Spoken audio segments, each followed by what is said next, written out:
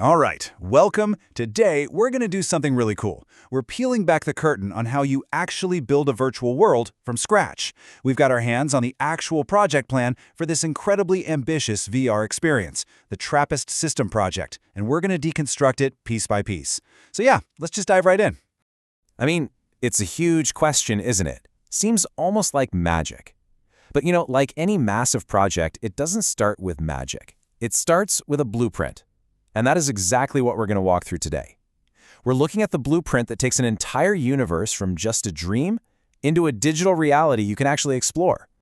Okay, so every great blueprint has to start with a vision, right? The big picture.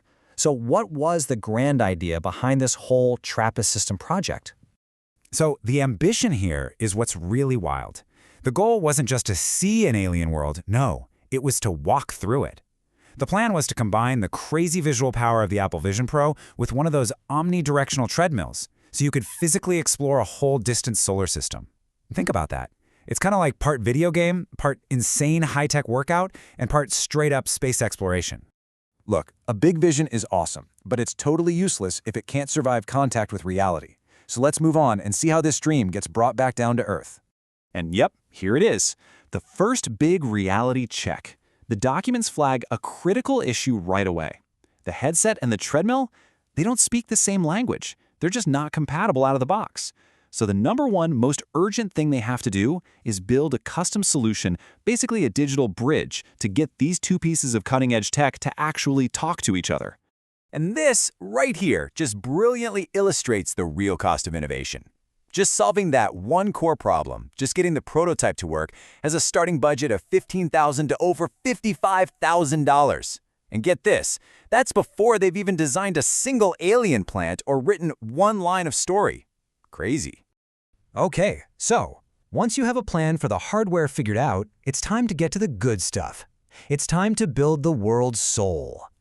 And this slide just shows that pivot perfectly. You can see the whole conversation shift from all that technical jargon, SDK access and custom drivers, over to things like aesthetic principles and narrative vigor. It's the moment you stop asking, can we even build this? And you start asking, okay, what are we building? And more importantly, why should anyone care? So the project outline brings up this really fascinating term, the Tyāga angle. And what this really gets at is a commitment to intentional design. It's the idea that you don't just stumble into your world's identity by accident. No, you define it, you plan it, you build its character on purpose from the very beginning. And this is how you actually do it. You start asking these foundational questions, like who are you, the player? Are you an explorer, a scientist? What's your motivation? What's the alien life even look like? What's the feeling, the mood of this place? Answering all of these questions, well, that's what creates the unique DNA of your world. I absolutely love this quote from the plan because it shows just how deep this creative thinking goes.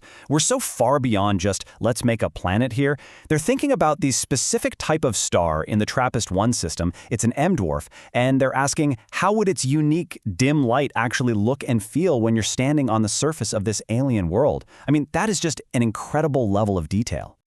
So the visuals are one thing, and they're obviously super important.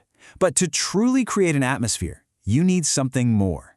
And this brings us to a completely different part of the project's blueprint, something you probably wouldn't expect to see connected at all.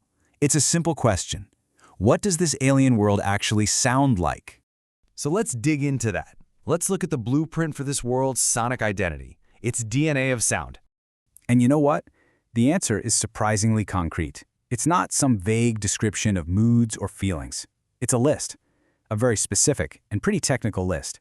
And here it is. What you're seeing is a list of audio equipment, mostly guitar pedals and effects units. Now, at first glance, it just looks like a musician's shopping list, right? But in the context of our blueprint, it is so much more than that. Names like Glitch Shutter, Arpanoid, and the Canyon, these aren't just product names. They are these specific ingredients chosen to cook up an alien atmosphere. So, this is the crucial point, the connection. Remember that bullet point from earlier, atmospheric curation? Well, it's not just some abstract idea on a slide. This list is how you make it real. This is the actual hardware that's going to generate the textures, the echoes, the strange frequencies of the planet TRappist One-E.